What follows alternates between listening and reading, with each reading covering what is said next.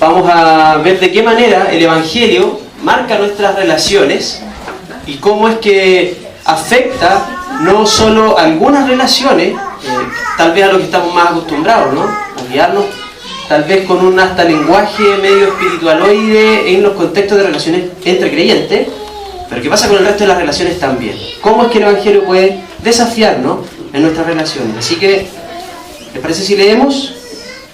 Voy a dar lectura en la versión NBI. Dice la palabra del Señor: no dejemos que la vanidad nos lleve a irritarnos y a envidiarnos unos a otros. Hermanos, si alguien es sorprendido en pecado, ustedes que son espirituales deben restaurarlo con una actitud humilde. Pero cuídese cada uno, porque también puede ser tentado. Ayúdense unos a otros a llevar sus cargas y así cumplirán la ley de Cristo. Si alguien cree ser algo cuando en realidad no es nada, se engaña a sí mismo. Cada cual examine su propia conducta y si tiene algo de qué presumir, que no se compare con nadie, que cada uno cargue con su propia responsabilidad. Esta es la palabra del Señor. Oremos. Dios, te damos gracias porque tu Evangelio es luz a nuestros pies, Señor. Gracias porque en tu palabra hallamos descanso para nuestras almas. Gracias porque en tu palabra encontramos guía segura para nuestro andar. Y gracias porque a ella podemos acudir para dar respuesta a todas las esferas de nuestra vida. Gracias porque tu Evangelio nos enseña también a llevar relaciones centradas en tu cruz y no como antes las llevábamos con nuestros corazones, Señor, de modo natural. Te pedimos, Dios, que hoy día podamos ver en tu palabra una dimensión que sea transformadora para nuestros corazones y para nuestra vida cotidiana, de modo que seamos afectados por tu palabra en cada esfera de nuestra vida, Señor. Y hoy particularmente respecto a nuestras relaciones. Desafíanos, Señor, te rogamos. Desafíanos con tu Espíritu Santo, a cada uno de nosotros, de manera personal, de manera particular en nuestros corazones, para que todos, Señor, podamos en esto ser alentados por tu palabra para parecernos más a ti, Jesús. Rogamos esto, Señor, y ciertamente te pido que sea tu palabra la que hoy día hable y que podamos ser transformados por ella y no por quien expone hoy. Te damos gracias por esto, en el nombre de Jesús. Amén. Amén. Y amén. Bueno, hermanos, a lo largo de esta serie hemos estado viendo, hemos estado afirmando junto a Pablo que el Evangelio no es solo cómo entramos en el reino de los cielos, sino también cómo nosotros vivimos en el reino de los cielos. Es decir, no se trata, como hemos estado viendo durante esta serie, de que el Evangelio sea algo con lo que nos encontramos por primera vez y aquello que nos abre las puertas para ser parte del reino de los cielos, ser parte de una comunidad cristiana, y que luego olvidamos y dejamos, de modo que ahora vivamos entonces según nuestros propios preceptos y a nuestro propio antojo. Más bien el Evangelio es puerta de entrada a nuestra vida en el reino de los cielos y a nuestra integración a esta comunidad de fe, pero también en nuestro día a día, también en nuestro paso a paso. Hemos aprendido que todo lo que necesitamos es el Evangelio, las buenas noticias del favor inmerecido de Dios por nosotros a través de la vida, muerte y resurrección de Cristo. Y estas buenas noticias entonces no son solo para no creyentes, si es que hay entre nosotros, escuchen atentamente, sino también para nosotros los creyentes, particularmente hoy día nuestra iglesia Puente de Vida. Necesitamos tanto el Evangelio, nosotros los creyentes, como aquellos que todavía no han dado sus pasos de fe. Entonces, a lo largo de esta serie hemos estado afirmando esto y hoy día vamos a ver cómo esto va a afectar el Evangelio, nuestras relaciones con otros. Entonces, la semana pasada veíamos cómo Pablo alentaba a los Gálatas a andar guiados por el Espíritu, ¿no? Lo que refería no a andar levitando por la vida o a llevar vidas medio espirituafláuticas, ¿no? Con lenguajes particulares o algo similar. No, no es eso, sino una crucifixión interna de nuestros malos deseos, una renuncia a los ídolos de nuestros corazones y una adoración constante a Cristo para que Él forme su carácter en nosotros. Eso es andar guiados por el Espíritu. Y entonces nos vamos a ir acercando hacia el final del capítulo 5 y capítulo 6, también con esta noción previa, ¿no? El llamado que Pablo hace que andemos guiados por el Espíritu, que andemos en el Espíritu. Ahora, sin embargo, tristemente y por diversos motivos, los creyentes, no sé si será en Chile, pero estamos acostumbrados a considerar vivir, andar en el Espíritu, habitualmente solo en una dimensión personal, en una dimensión incluso individualista, egoísta. En lo que importa es nuestra relación personal con Dios, enfatizando de manera excluyente la restauración que Cristo realiza de nuestra relación con Dios, pero olvidando en esto que la cruz de Cristo también restaura nuestras relaciones con otros. No sé si les ha pasado que han visto o han tenido la oportunidad, o les ha pasado en su propia experiencia, en que a partir de determinadas afirmaciones que tenemos en nuestro mundo cristiano en Chile, esto de que la salvación es personal, se ocupa para más bien sostener una relación de apatía con el otro. Aquí cada uno se las ve con sus propias, o se rasca con sus propias uñas, o cada cual mata a su toro. Tanto dicho popular que podríamos aplicar para esta verdad de cómo nosotros los creyentes, lamentablemente, vivimos nuestras relaciones con otros. Es decir, sí, andar en el Espíritu en realidad depende de que yo, en lo privado, esté orando mucho, esté leyendo mucho, pero respecto de los otros, en realidad el Evangelio no está moldeando mi vida. Esta noción individualista del Evangelio ha llevado a nuestra iglesia a creer que es posible llevar vidas guiadas por el Espíritu, como decía, en lo privado solamente, y a la vez no experimentar la transformación de nuestras relaciones con otros a la luz del Evangelio. Ciertamente eso no es posible. Eso no es posible, porque el Evangelio, al lidiar porque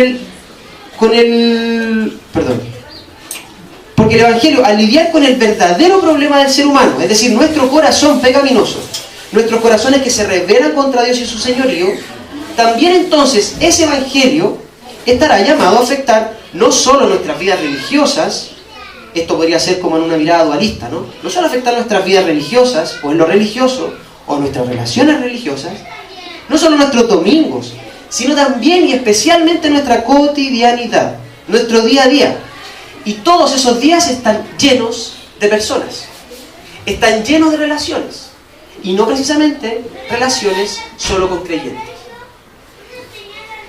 Por ejemplo, relaciones con nuestra esposa, nuestro esposo, nuestros hijos, nuestros padres, nuestros familiares, nuestros vecinos, nuestros compañeros de trabajo, compañeros de estudio, hermanos en la fe de esta congregación, de otras congregaciones, pero incluso miles de personas que veremos solo un momento, en el metro, en un taco, en un negocio, etc. Si el Evangelio de Cristo, su señorío, está llamado a manifestarse en todas y cada una de las áreas de nuestra vida, entonces resulta necesario abordar junto a Pablo cómo es que la cruz de Cristo afecta también nuestras relaciones, especialmente las cotidianas. En estos pasajes, entonces, Pablo nos muestra que andar guiados por el Espíritu, sí, también transforma nuestras relaciones. Porque transforma nuestra autoimagen. ¿Cómo es que entonces una correcta comprensión a los pies de la cruz, en el Evangelio, va a cambiar nuestra autoimagen, el modo en que nosotros nos miramos a nosotros mismos y por lo tanto, cómo nos vamos a relacionar con otros? No se trata de que aquí nos vamos a ir todos con baja autoestima y con una alta estima de sí mismo, sino cada cual con la estima que debe tener respecto de sí mismo. Miremos el verso 26. Dice, no dejemos que la vanidad nos lleve a irritarnos y a envidiarnos unos a otros. Este verso es realmente maravilloso porque nos muestra muy claramente dos reacciones típicas en las relaciones humanas. Y nos señala de un modo sencillo que tienen una misma causa. Podemos irritarnos o podemos envidiarnos, dice Pablo, pero la raíz de ambas formas de relacionarnos es la misma, y es la vanidad. No dejemos que la vanidad nos lleve a irritarnos y a envidiarnos unos a otros. ¿De qué se trata entonces esto? La palabra griega que de aquí se traduce como vanidad es kenodoxoi, que literalmente quiere decir vanagloria, o vacía de gloria, vacío de honor, Esta autoimagen de falto de honor, carente de gloria, es en el fondo una profunda inseguridad. Esta inseguridad finalmente sumerge a las personas a una vertiginosa e insaciable necesidad de probar al resto nuestro valor, probarnos a nosotros nuestro valor, de modo que viviremos siempre comparándonos con otros. ¿Cómo así? Cuando nos vemos o nos sentimos superiores a otros en algo, esta vanidad, esta vanagloria, esta hambre de gloria se infla. Y entonces nos sentimos grandes, nos sentimos geniales, ¿no? Nos sentimos correctos, nos sentimos grandiosos, en definitiva nos sentimos mejores que el que está al lado.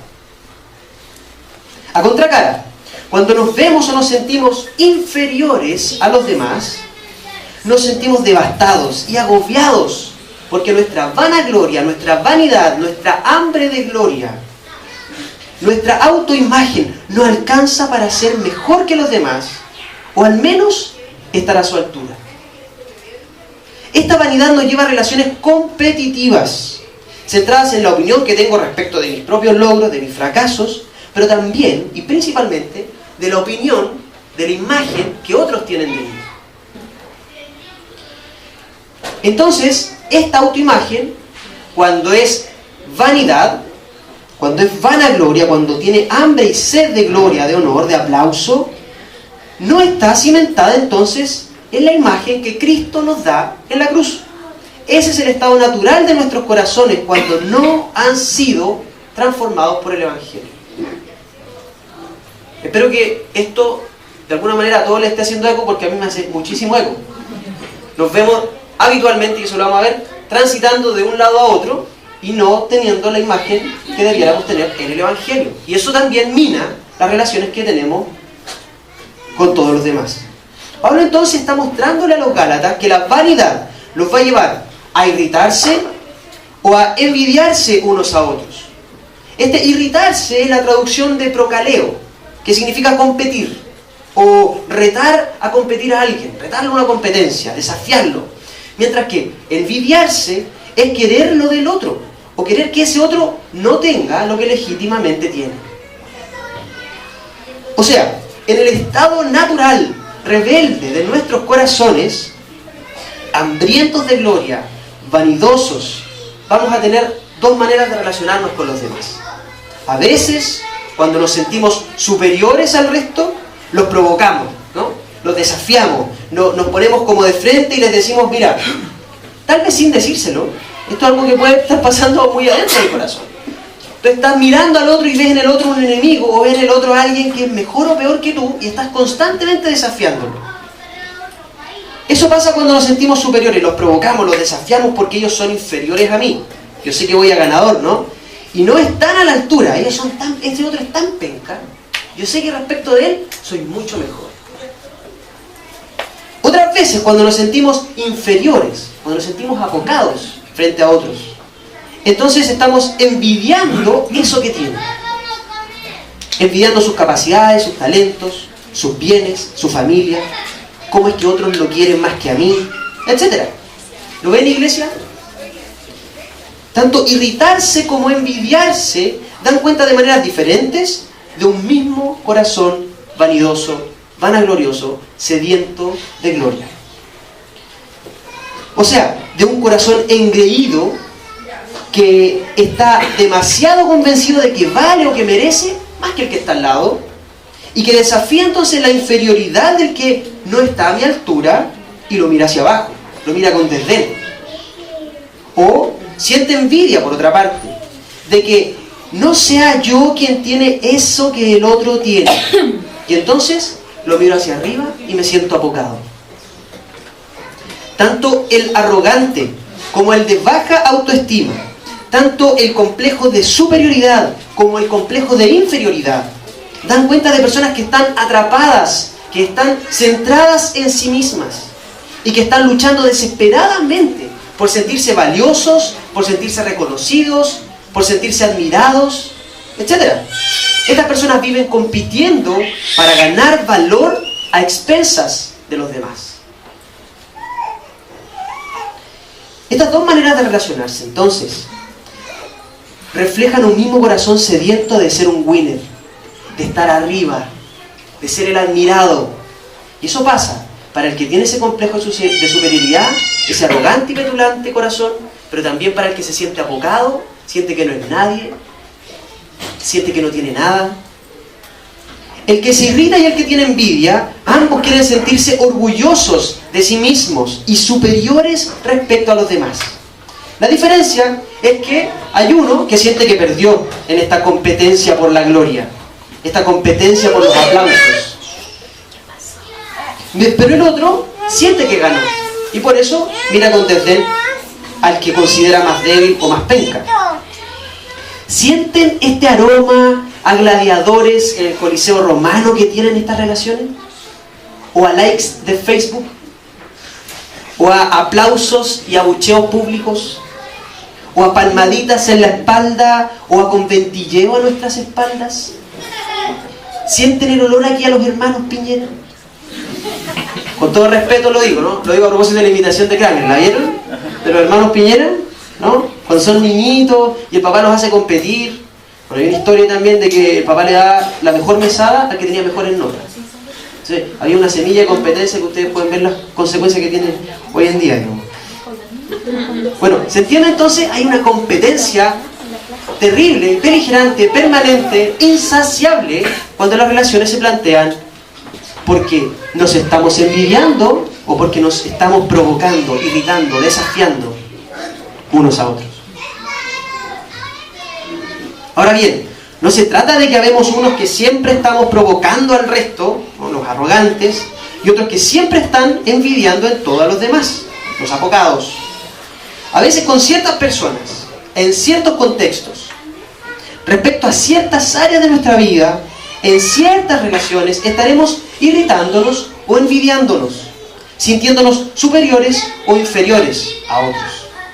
Naturalmente, nuestros corazones vanidosos están provocando a otros en ciertas áreas de nuestra vida y envidiando a otros en otras áreas de nuestra vida. Aunque podemos tender en general a ser algunos más arrogantes, a estar desafiando constantemente al resto y mirándolo hacia abajo, o a tener una baja autoestima, ser apocados y siempre mirar hacia arriba con envidia. Sin embargo, el Evangelio nos muestra otra manera de vivir nuestras relaciones con otros, enseñándonos que la autoflagelación o la autoestima, una alta autoestima, no son marcas de humildad, sino un rechazo a la cruz de Cristo tan fuerte como el orgullo y la autoconfianza. Ambas posiciones, ambas maneras de vivir, tanto el que envidia como el que provoca al resto y los desafía porque los considera inferiores, ambas son dos maneras que rechazan la identidad que la cruz de Cristo nos da. Y ambas la rechazan tan fuertemente. La diferencia es que en nuestras culturas ser arrogante es muy mal visto. Pero ¿cómo has visto el que es abocado? Casi que se confunde culturalmente con la humildad. Y eso no es humildad. Eso es una baja autoestima, sedienta de gloria, que rechaza la cruz de Cristo. El Blay siempre refiere al detector de ídolos. ¿Se acuerdan? Entonces, si me pasara tal cosa, yo me muero. No sé qué haría. El detector de ídolos, ¿sí? Bueno, podríamos hacernos ciertas preguntas como para poder detectar en nuestros corazones y ahora usar algo así como un detector de provocadores o de envidiosos, ¿no? El que está irritando y desafiando a los otros, o el que está envidiando y deseando eso que el otro no, eso que el otro tiene y yo no tengo, o deseando que ese otro no lo tenga, porque yo tampoco lo tengo. Por ejemplo, una pregunta: ¿tiendo a ser más mecha corta?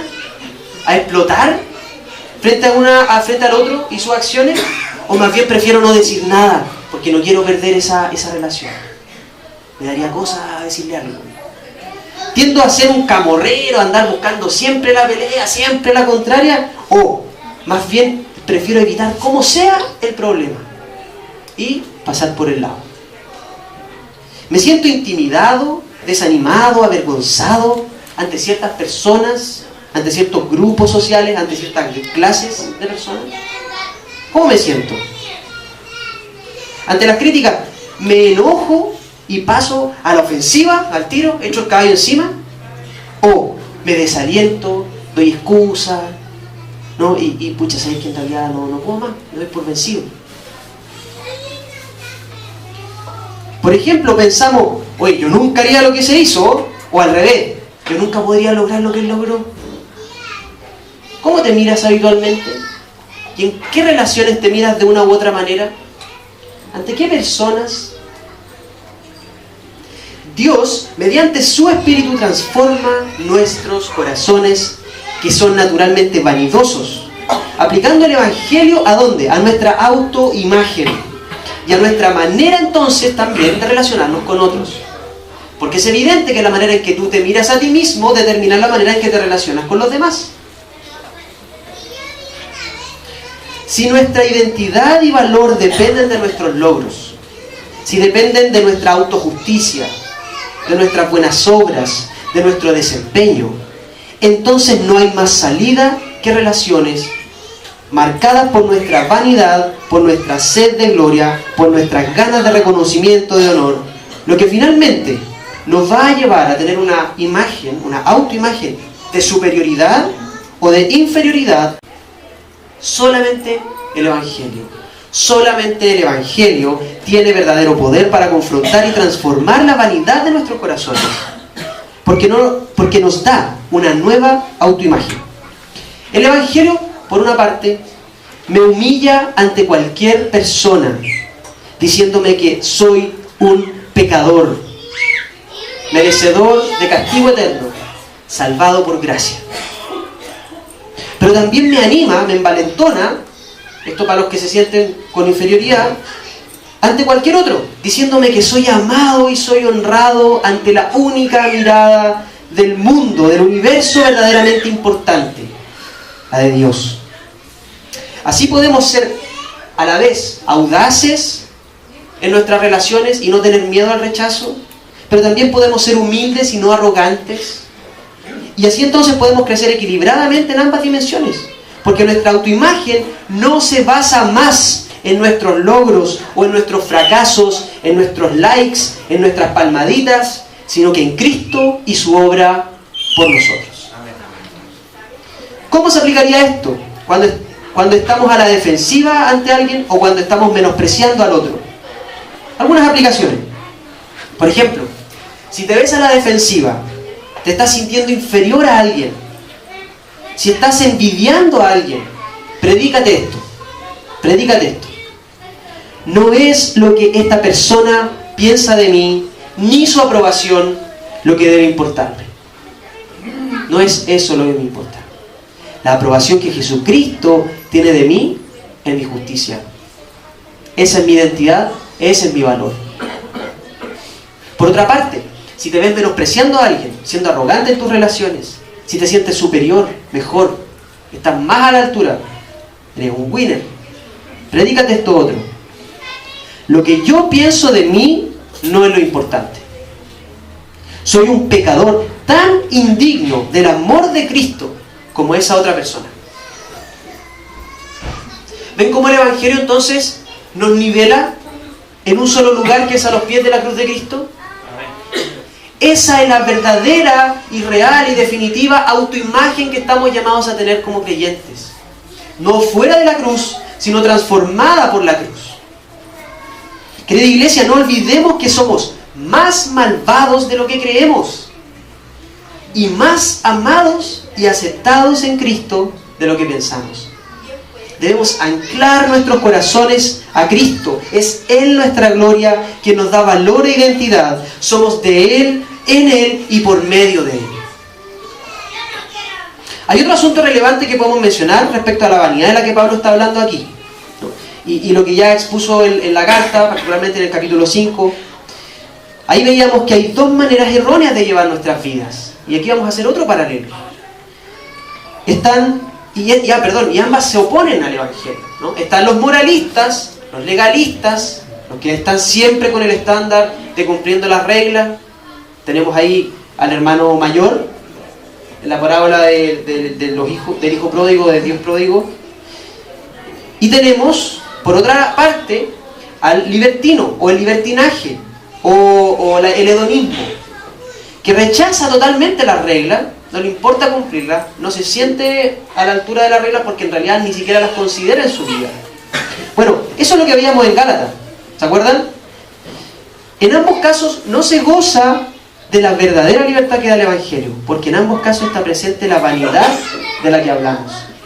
Ambos están buscando autojustificación, autosalvación, autoimagen en relación a los logros y a la comparación con el resto. Aquí podemos hacer un paralelo que tiene implicancias severas en nuestras relaciones y el modo egoísta en que naturalmente llevamos estas relaciones. Miremos por ejemplo, el moralista necesita la aprobación de los demás para demostrarse que está haciendo todo súper bien, que está cumpliendo las reglas, y así entonces se está autosalvando, ¿cierto? Los demás entonces, ¿para qué existen en las relaciones del moralista? Para validarse. Ellos tienen una opinión alta de mí, estoy salvo, estoy justificado. Entonces, los demás no existen para amarlos, para servirles, sino para que ellos tengan una alta estima de mí y de la salvación que me estoy dando, que quiero darme. Necesito que ellos tengan una alta estima de mí para yo verme justo en mis relaciones. Ese es el moralista, ¿no? Uy, qué bien lo hago, todos saben que lo hago bien, luego estoy salvado, soy justo, soy bueno, ¿no? Por el otro lado, ¿qué pasa con el libertino, con este hedonista, con este que no considera las reglas? Por su parte, este necesita a los demás solo por el placer, los utiliza en la medida que le van a dar algún grado de satisfacción. Si no me sirve, si no me, qué sé yo, si no me está dando algo que yo necesito, no me interesa esa relación. Los demás existen para mi propio beneficio, va a decir el hedonista, o va a decir el que no considera las reglas.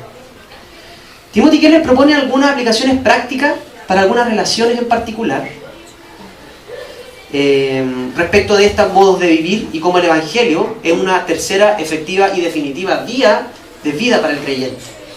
Por ejemplo, las relaciones familiares.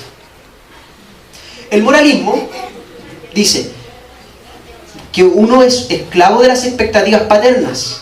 Porque, ¿qué quieres? Complacerlos para ganar la aprobación de los padres. O porque estás muy enojado con ellos porque ejercieron mucho control, fueron negligentes, no estuvieron a la altura de donde tuvieron que estar respecto de mi crianza. Por lo tanto, la relación con mis padres podría estar marcada, si eres moralista, esclavizándome permanentemente porque nunca puedo dejar de pensar en ellos. Nunca. Porque tengo que estar a su altura, o porque ellos no estuvieron a la altura de ser padres de mí y de mis hermanos.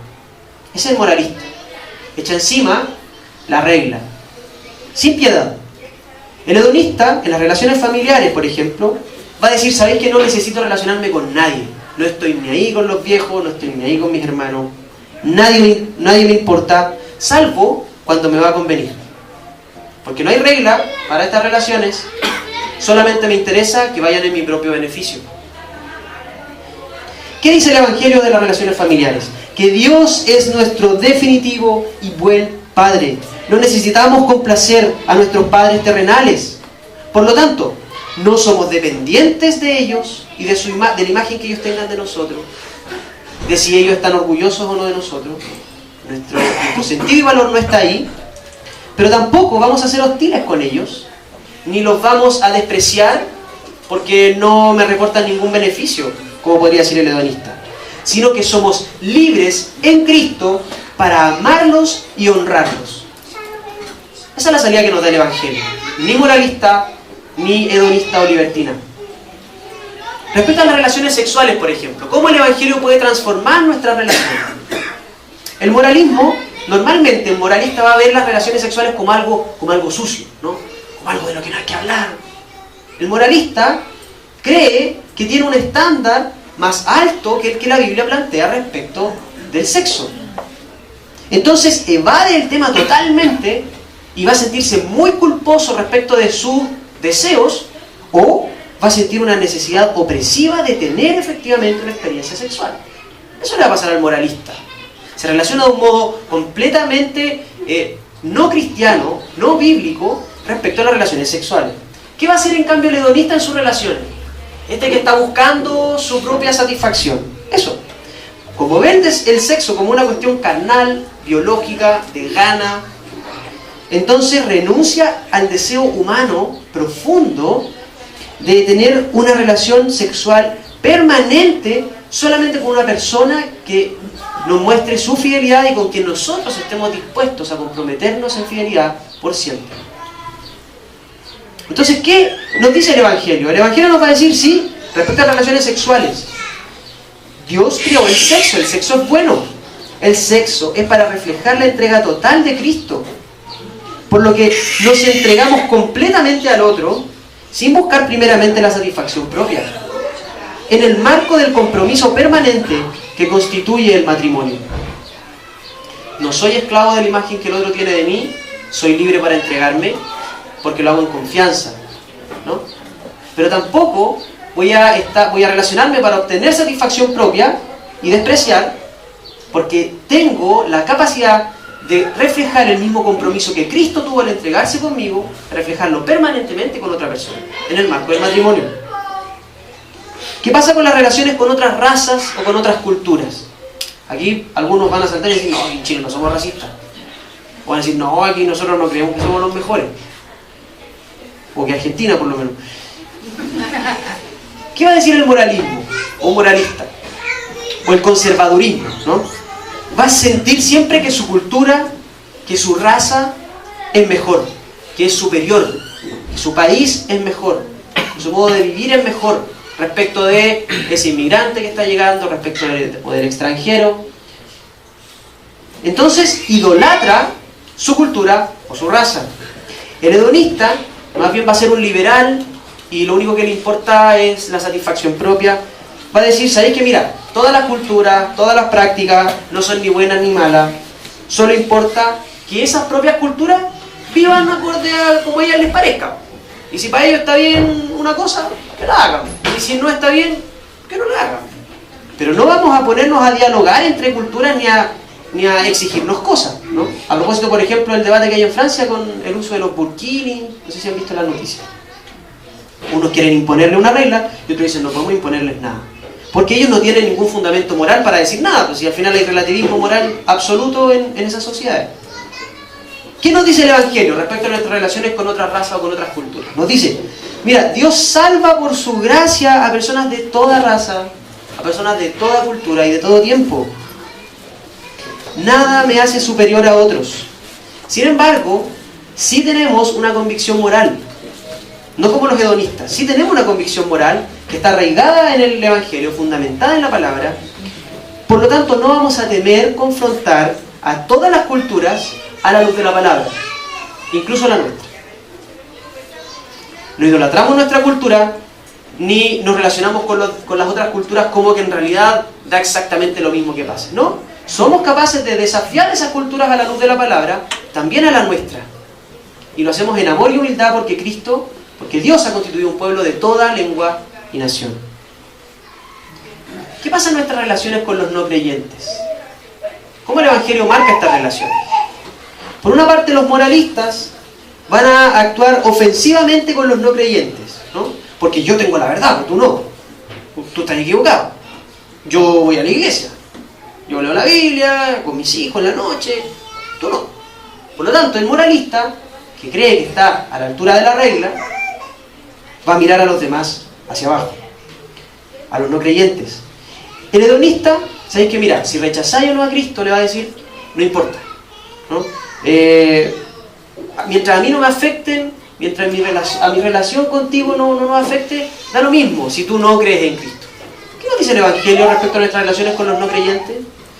Les compartimos la fe en Cristo no por culpa, no por simple obediencia, porque hay que hacerlo y hay que predicar el Evangelio, no, sino que con un corazón humilde, en amor, sin temor a que nos rechacen, porque es Cristo quien nos acepta, les compartimos la palabra.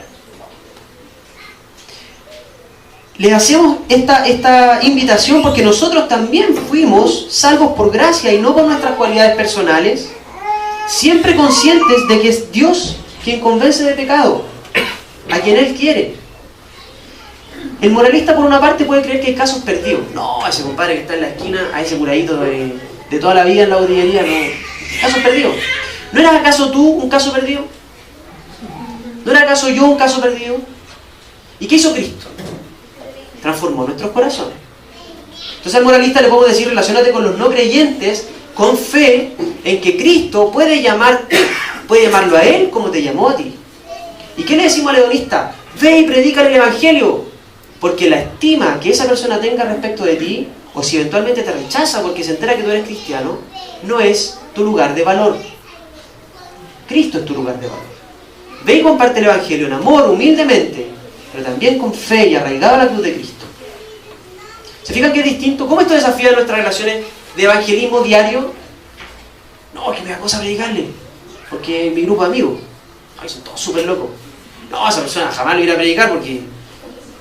¿Por dónde le va a entrar el evangelio a ese compadre? Le he predicado todas estas veces, le han predicado todas estas personas. Uno más, da lo mismo. El evangelio nos desafía. ¿Qué pasa en nuestras relaciones con las autoridades humanas? Un moralista va a obedecer nomás. Porque ahí está la regla, porque ahí está la constitución, sea o no legítima, ahí está. Hay que obedecer. ¿No? ¿Por qué? Ellos quieren tener una reputación de un buen ciudadano. Ellos van a votar, ellos se sientan y se paran cuando hay que sentarse y pararse respecto a las autoridades. Ellos están a la altura de lo que las autoridades civiles demandan, siempre. No critican, no reflexionan. El hedonista va a obedecer solo cuando le conviene.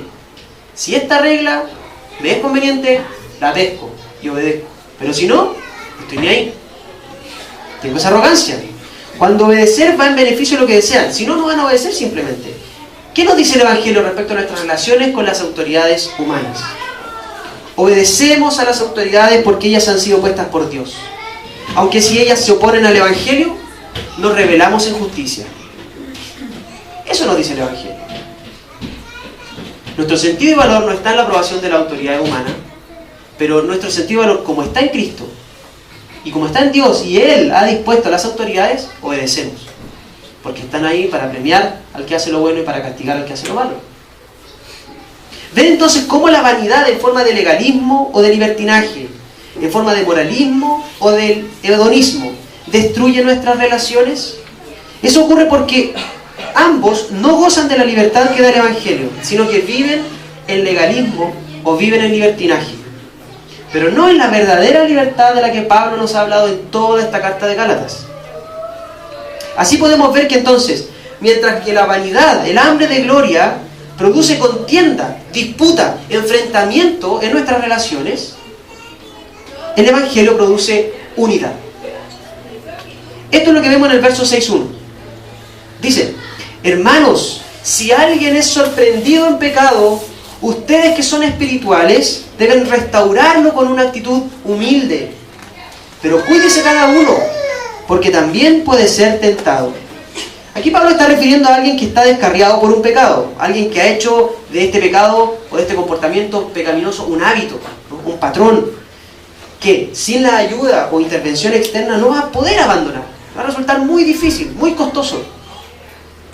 ¿Cómo debemos ser los cristianos? ¿Cómo reacciona aquí el arrogante?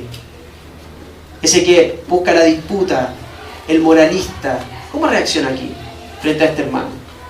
¿Cómo reacciona por otra parte el hedonista, al que no le importan las relaciones a menos que le estén afectando? ¿Cómo reacciona aquí el que tiene el complejo de inferioridad, que tiene miedo de ir y hacerle ver su pecado porque puede que pierda la amistad? ¿Cómo reacciona? Bueno, ¿cómo nos llama el Evangelio a reaccionar? Si somos espirituales, como dijo Pablo, es decir, si somos guiados por el Espíritu, por la ley de Cristo, entonces debemos restaurarlo con una actitud humilde.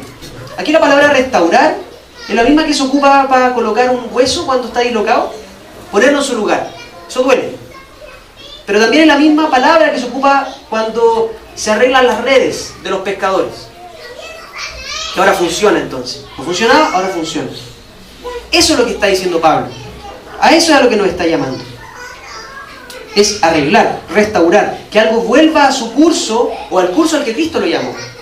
Ahora bien, ¿hacia dónde corren rápidamente nuestros corazones, nuestros pensamientos cuando sorprendemos a alguien en pecado?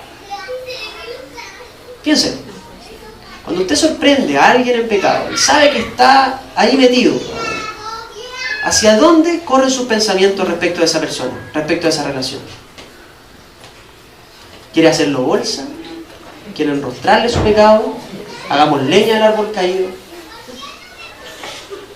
No voy a hacer el leso, prefiero hacerme el Larry porque en una de esas este compadre va a dejar de ser mi amigo si le digo algo.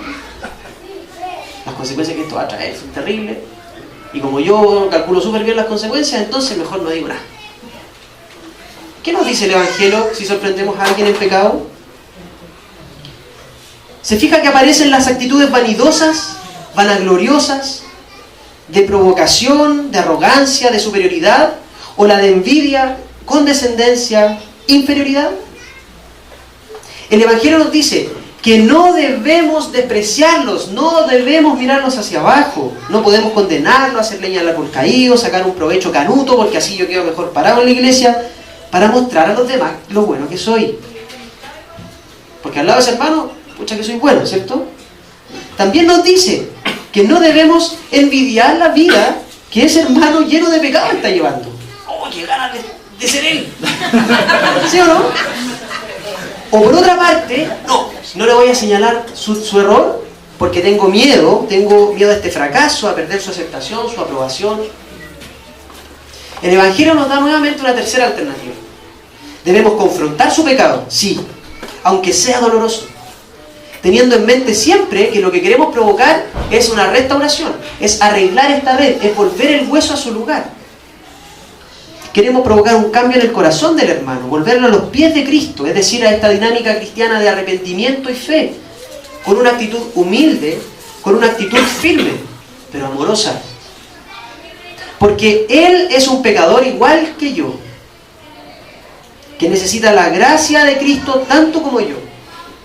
Es por esto último que Pablo agrega en este verso: pero cuídese cada uno porque también puede ser tentado. Pablo sabe que una confrontación que nace de un corazón arrogante, que se siente superior, no va a arreglar absolutamente nada.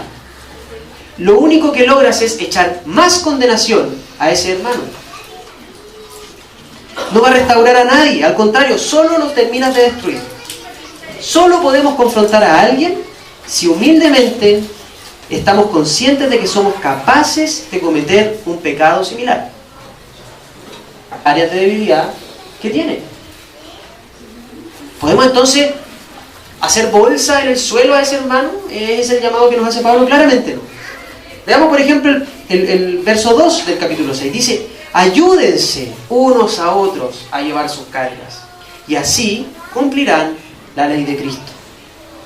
Ciertamente la confrontación en humildad y amor es una manera de llevar las cargas de otros, ¿no? El alivio que siente ese hermano cuando puede confesar su pecado y contar con una comunidad de fe que está orando, acompañándolo, es tremendo. Estás ayudándolo a llevar su carga. Pero no es la única manera. Pablo une este llevar las cargas de los otros al cumplimiento de la ley de Cristo. ¿Qué es esto de la ley de Cristo? Es lo que vimos en el capítulo 5, versos 13-14, cuando dice: sírvanse unos a otros en amor. En efecto, toda la ley se resume en un solo mandamiento: ama a tu prójimo como a ti mismo. Esta es la ley de Cristo, de servicio, porque es Cristo el ejemplo máximo e insuperable de amor en esta vida. Su vida, su actitud, sus tratos nos dieron un modelo inmejorable al que debemos nosotros apuntar.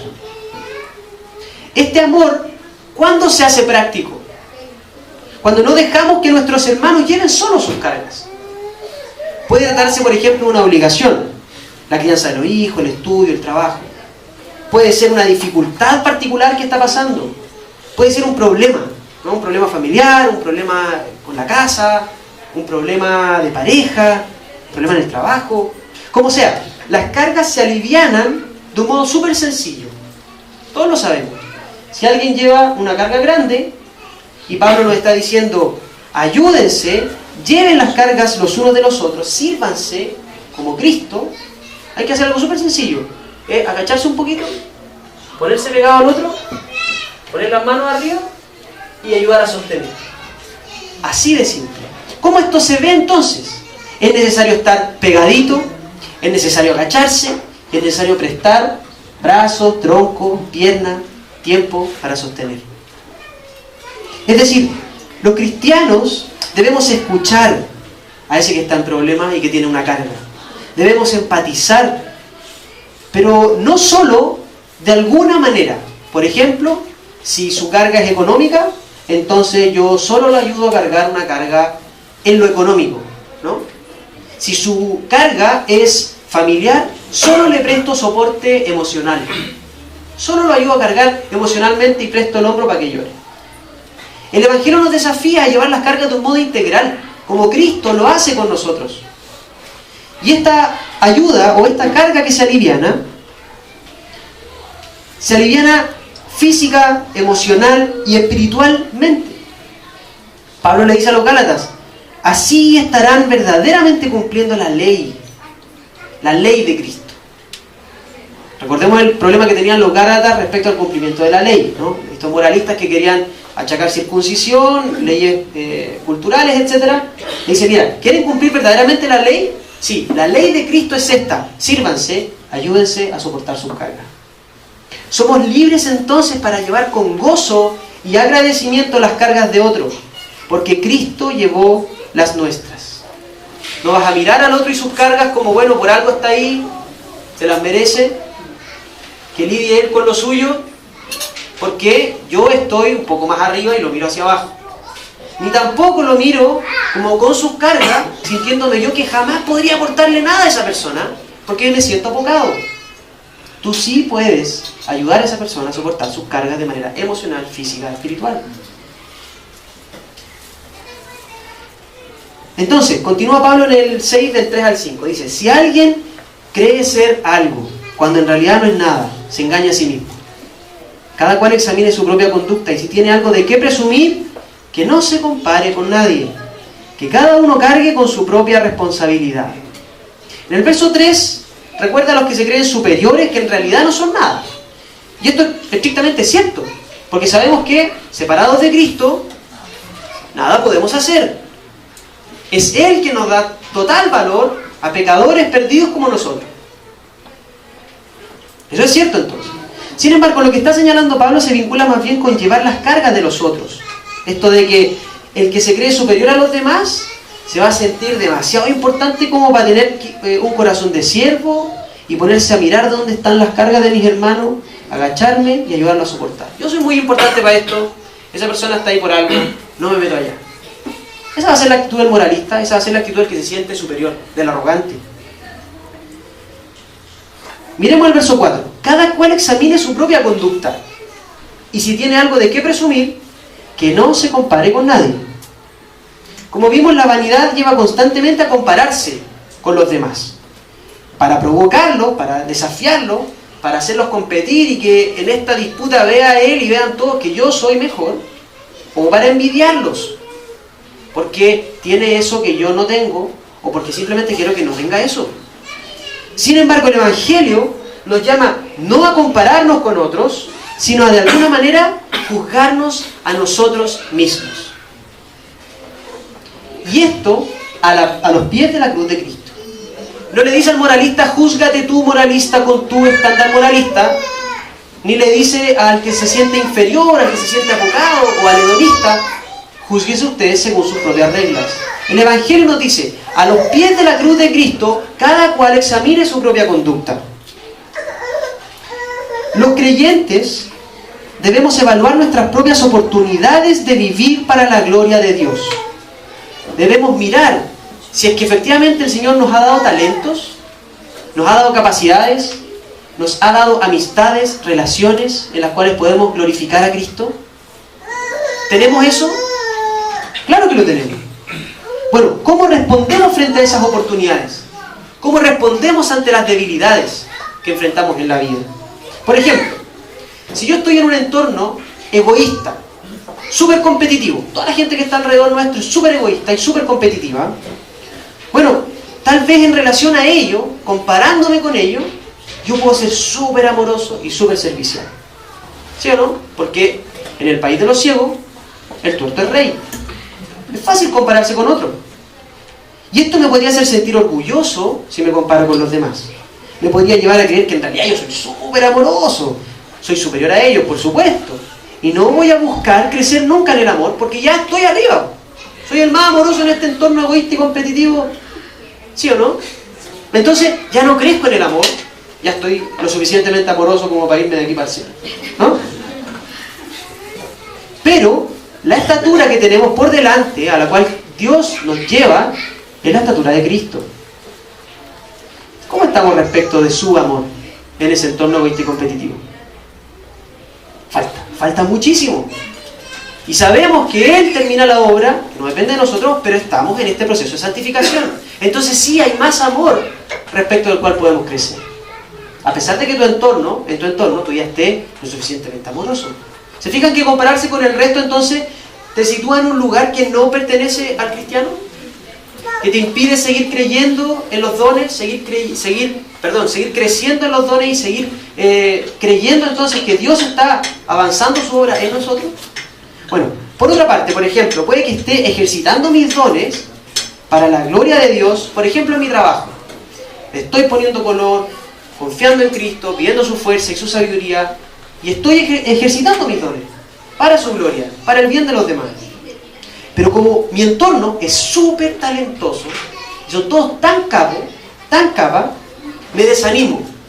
Y entonces no soy agradecido de Dios por las oportunidades que me dio, por los talentos que me dio. Porque me estoy comparando con el resto. Y entonces no puedo ver ni agradecer a Dios por lo que sí tengo. Porque me estoy comparando con el resto. Veamos el verso 5. Dice que cada uno cargue con su propia responsabilidad. ¿Hay aquí una contradicción aparente con el verso 2? Cuando nos dice que debemos ayudarnos a llevar las cargas. No, claramente no. Porque cargas y responsabilidad son dos cosas distintas. Las cargas son pesos pesados, ¿no? Lo que dijimos, eso que solo muy difícilmente alguien va a poder llevar, que necesita una ayuda externa. En cambio, la responsabilidad en el griego refiere a algo así como una mochila, como un morral. Algo que cada uno anda con su mochila, cada cual anda con su cartera, ¿no? Cada cual anda con su morral. Bueno, es distinto a las cargas pesadas que hay que llevar. Esa responsabilidad, esa mochila de oportunidades, esa mochila de dones, de talentos, de gracia, es responsabilidad de cada uno. Esas cargas debemos ayudarnos los unos a los otros. Pero hay una mochila respecto de la cual solamente nosotros somos responsables ante Dios. Corresponde a cada uno dar cuenta ante Dios por nuestras actitudes ante las dificultades, por nuestras oportunidades, esas que tenemos día a día, así como también respecto a las debilidades que tenemos y a los dones que Dios nos dio. Pablo nos llama a que pongamos cada día, examinemos nuestra vida, que la pongamos en una balanza y nos preguntemos, ¿quién fui hoy? ¿Quién he sido? Pero ¿quién pude haber sido hoy? Respecto de las oportunidades, respecto de las dificultades, respecto de los dones que Dios me dio. Dios en su providencia determinó un día para ti. ¿Cómo lo viviste hoy? ¿Lo vivimos para su gloria? ¿Lo vivimos comparándonos con los demás y entonces hacemos el ticket, pero es un ticket mentiroso? Porque no es respecto de nosotros mismos, nuestros talentos y nuestras oportunidades, sino que es respecto de los ciegos, donde yo soy el tuerto. Fácil así examinar y terminar el día diciendo, sí, hoy fui un buen creyente. Eso es lo que va a decir el arrogante, el moralista. ¿Qué va a decir el otro? No, todos son muy buenos, yo nunca podría estar a la estatura de nadie, no merezco nada. Y entonces esa falsa modestia también es arrogancia. El Evangelio nos dice otra cosa. Entonces, Pablo, cuando nos llama a esto, y hacernos esta pregunta de, bueno, ¿quién fui hoy? ¿Quién pude haber sido? Nos dice, bueno, hagan todo lo posible por ver progreso ahí, porque esa es su responsabilidad. Y de eso puedes legítimamente enorgullecerte. No porque sean mejor o peor que otros, sino porque además, no es esa comparación la que importa, sino porque respecto de tu propia vida, tú puedes decir, sí, hoy día ejercité mis dones. Hoy día ayudé a llevar una carga. Dios, gracias porque toda buena dádiva y todo don perfecto viene de ti. Y si esto lo puedo hacer fue en tu fuerza, por tu voluntad. La gloria no me pertenece, sino que me glorío en Cristo también, cuando las cosas salen bien. Entonces, como no es la comparación con otros lo que importa, podemos llevar nuestras vidas de este otro modo, que es el que nos plantea el Evangelio. Podremos ser más compasivos respecto de ese que antes mirábamos para abajo. Podremos ser más humildes y servirles y vernos también como pecadores necesitados de gracia igual que ellos. Podremos vernos serviciales, porque sabemos que tienen cargas que llevar, porque sabemos que hay un pecado con el que está lidiando y donde puede ayudar. Y podemos servirle libremente, sin temor y con audacia, porque en realidad cuando a esa persona la confronto con su pecado, en amor y en humildad, no temo que me rechace, porque mi sentido de valor no está en su aprobación, sino en Cristo. Esto entonces nos vuelve compasivos, humildes, serviciales, audaces, pero también lentos para juzgar a otros. Puedes mirar a tu hermano, a ese con el que siempre te comparas para salir mejor parado. Y ahora piensa respecto de él. Tal vez él está obedeciendo a Dios mejor que yo en este momento, porque él lidia con su propio moral. Y si tú te comparas con él, tal vez salga mejor parado. Si todos nos comparamos con Cristo, sabemos que no, y por lo tanto a todos nos falta. Pero compárate respecto a ti mismo. Mírate a ti mismo. Esta responsabilidad la debemos cargar solos. Nadie va a ser responsable por ella. Y será nuestra mochila ante el tribunal de Dios. Para reflexionar y practicar. El Evangelio crea una nueva imagen completa de uno mismo, que no se basa en nuestras comparaciones con los otros. Solo el Evangelio nos hace no estar confiados en nosotros mismos y ser arrogantes, ni despreciarnos y tener un sentido o un complejo de inferioridad, sino podemos ser a la vez humildes, pero también audaces. Esto se manifiesta en nuestras relaciones con otros. Me hace ser humilde ante cualquiera que me dice, porque el Evangelio me dice, sí, yo también soy un pecador salvado por gracia. Pero me da ánimo ante cualquiera porque me dice que soy amado y honrado ante los ojos del único que importa. Examinemos nuestros vanidosos corazones, que están sedientos de esa gloria que no nos pertenece, y veamos si tendemos a sentirnos superiores, desafiantes, irritantes, competitivos, altaneros, arrogantes, o si tendemos a sentirnos apocados, inferiores, envidiosos, desanimados, con baja autoestima. Pidamos a Dios que su Evangelio nos mantenga alejados de ser tanto dependientes de las relaciones con otros como independientes de la gente. Que no vivamos nuestras relaciones de cualquiera de estas dos maneras egoístas, de estas dos maneras vanidosas de relacionarnos con otros. Porque ya no necesitamos a nadie que sirva a nuestras necesidades, porque Cristo nos es suficiente, ni tampoco estamos desesperados por servir a determinadas necesidades de determinadas personas para obtener su aprobación. Porque en Cristo hemos sido aprobados. Al contrario, ahora somos libres tanto para el sacrificio y para el compromiso con otros, pero también para amar lo suficiente a una persona como para confrontarnos en amor. Entonces, firmes en nuestra identidad y valor en Cristo. Si algún hermano sorprendido en pecado, busquemos humilde y amorosamente restaurarlo. O tal vez nosotros necesitamos restauración y es tiempo de pedir que te ayuden a llevar esa carga con humildad, confiando en que Cristo ha sido aprobado y que la desaprobación de ese que puede comportarse arrogantemente contigo no es tu sentido y valor. Seamos diligentes también en el amor práctico, en cumplir la ley de Cristo, de amar al prójimo como uno mismo con gozo y agradecimiento. Llevémonos las cargas y no seamos ciegos a las oportunidades que Dios nos da de servirles cuando lo necesitan. Y finalmente vivamos en la libertad de que solo responderemos por nuestra propia mochila, no por responsabilidades o por dones que otros tengan, ni en comparación con otros. Solo responderás respecto de tu propia mochila y no por cuán buenos fuimos en este criterio competitivo con los demás. Esto, lejos de ser un motivo de relajo, de que bueno, ya, es solo mi propia mochila, ahora me olvido del resto, y entendimos que era muy distinta la responsabilidad de las cargas, lejos de ser un motivo de relajo, nos desafía a crecer en Cristo con libertad y con gozo. Oremos.